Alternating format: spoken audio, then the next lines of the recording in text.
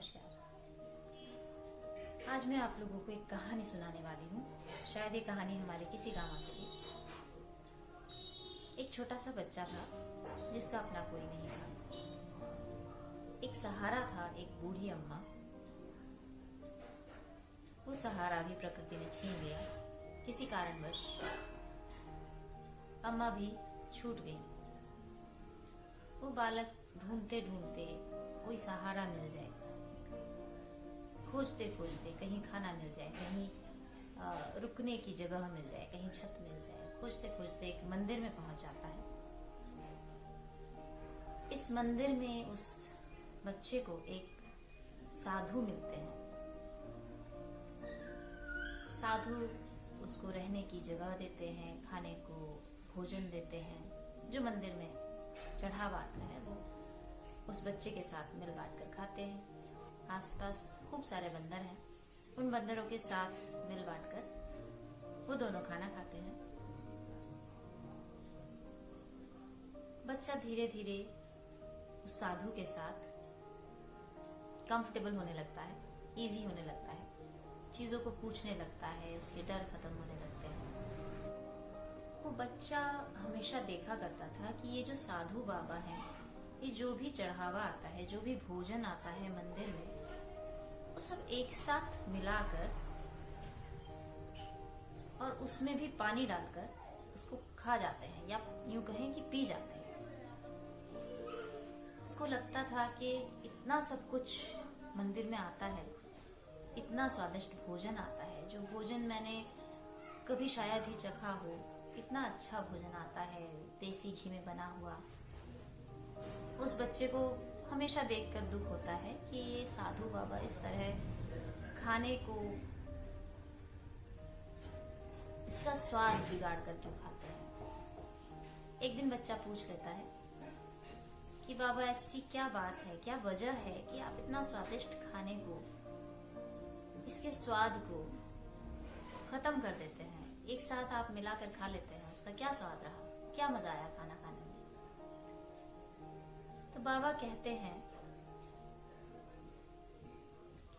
कि जिससे भोजन चाहिए उसे स्वाद नहीं चाहिए, जिसे स्वाद चाहिए उसे भोजन नहीं चाहिए। यानी कि पेट को भोजन चाहिए, शरीर को भोजन चाहिए, लेकिन स्वाद नहीं चाहिए। और स्वाद किसे चाहिए? जीभ को, लेकिन उसे भोजन नहीं चाहिए। तो बाबा बोले ये तो दलाल की तरह काम करती है।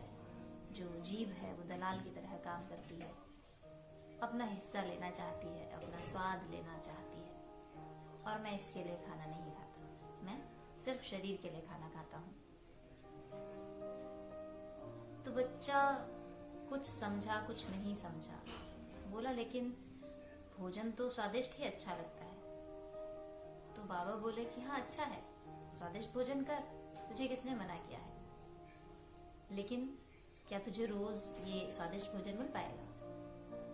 बच्चा निराश हो गया। बच्चा बोला जब राम जी देंगे तब तो खा सकता हूँ। बाबा हंसे, बोले हाँ राम जी देंगे तो जरूर खा, वो तेरा है, लेकिन क्या चोरी करेगा।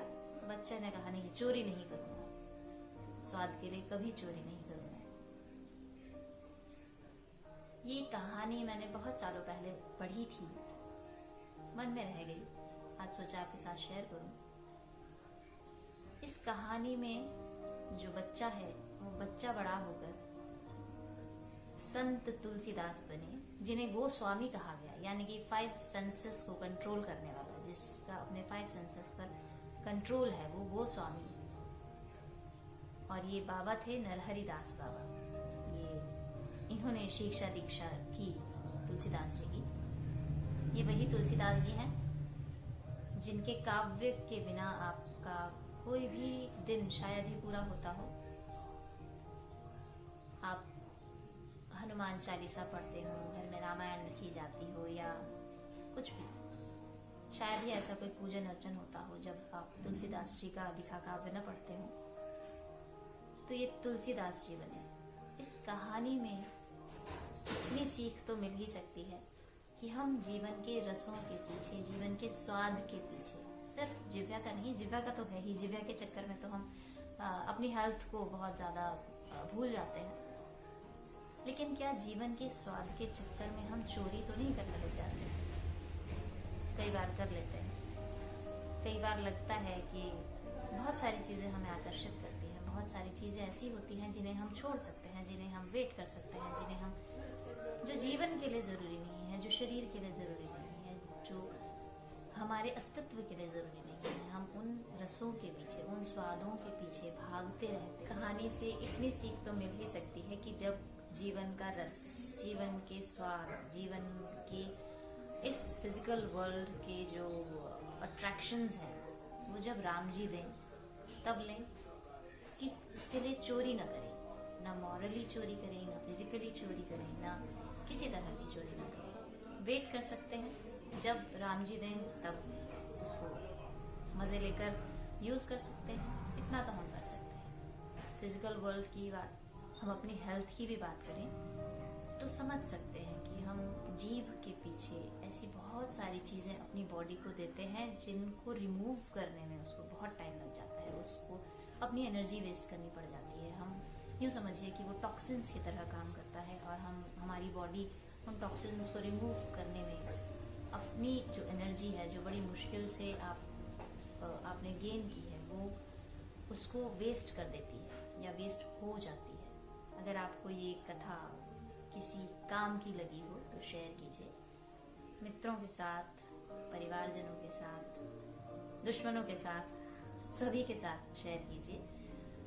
पता नहीं कहाँ कौन किस तरह की चोरी कर जाता है इस दुनिया के स्वाद के लिए।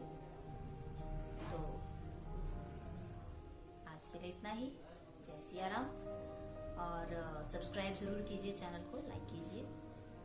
जय श्री कृष्ण, जय सिया राम।